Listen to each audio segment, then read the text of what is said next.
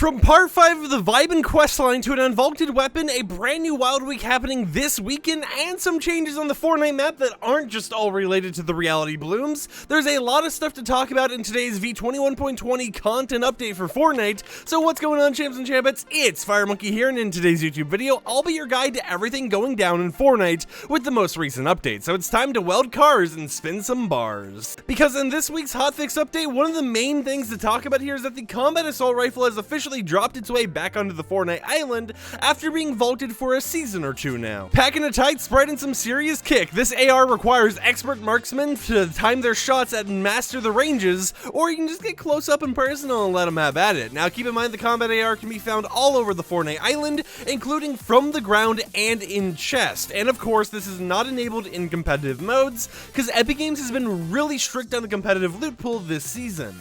So let me know in the comments down below, do you plan to rock the combat assault rifle in your main loadout, or do you plan to go with one of the other assault rifles like the Striker Burst AR? I'd love to hear what you guys have to say, but it's time to talk about our second topic of the hotfix update, which is the bargain bin weekend. Starting Friday, July 15th at 9 AM Eastern Time until Monday, July 18th at 9 AM Eastern Time, you'll be able to enjoy a deep discount in core modes during bargain bin weekend, as character services are half off. So you can talk to characters on the island and shed your stash of bars on a cool exotic item, seeing the next storm circle location, or just hiring them to watch your back in a firefight, because who said you couldn't buy your friends? Now during the bargain bin weekend, we will also be having a special daily quest relating to spending bars, because why wouldn't you? You know, you gotta have your bargain bin quest to go along with everything. Based on the quest itself, it appears that it's only going to be 1000 XP for spending 1000 bars, and it's currently uncertain if you'll be able to repeat this quest multiple times, or if it's just kind of like you can do it one time per day.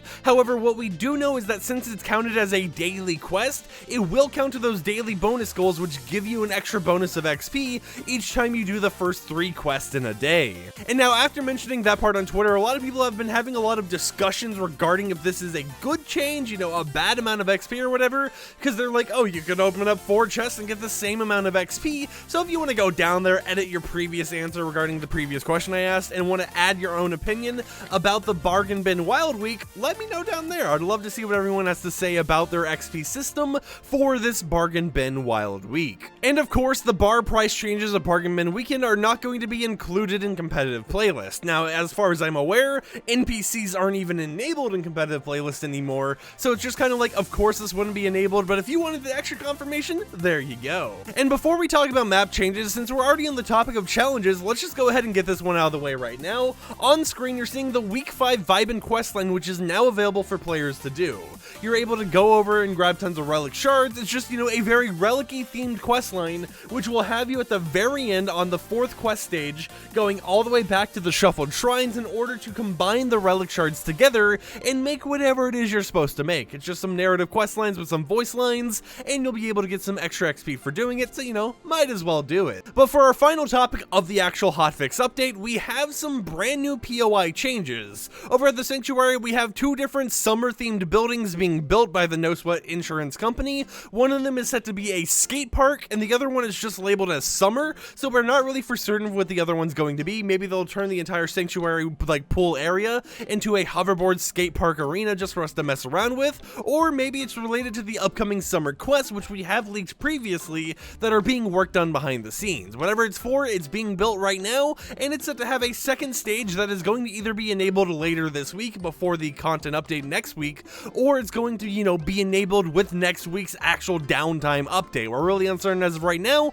but it is something they are working on. On top of that, we also got to see the reality bloom finally appearing over there at Sleepy Sound, so we will be seeing Sleepy Sound get transformed into this, like, POI changing zone in the very near future. And in case you had forgotten what the different variants are going to be, it's going to be a Frontier variant, a Coliseum variant, a Coral Castle variant, and a Neo-Tilted variant that'll rotate between every single match you play of Fortnite. So yeah, expect Sleepy Sound to become Sleepy Shrubs in the very near future. With that said, however, that is everything that happened with today's content update. If you enjoyed it, consider subscribing and support the content I create, and I'll see you champs and champions tomorrow with another YouTube video. Peace out.